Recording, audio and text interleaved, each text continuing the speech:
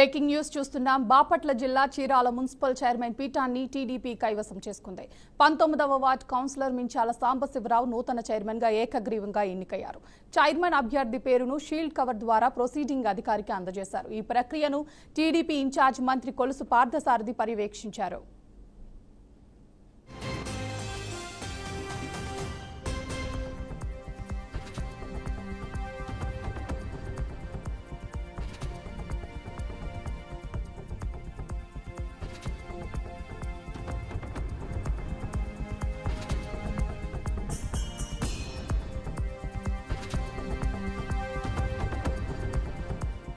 బాపట్ల జిల్లా Chirala municipal chairman పీఠాన్ని TDP కైవసం చేసుకుంది. 19వ వార్డ్ కౌన్సిలర్ మించాల సాంబశివరావు నూతన చైర్మన్ గా ఏకగ్రీవంగా ఎన్నికయ్యారు.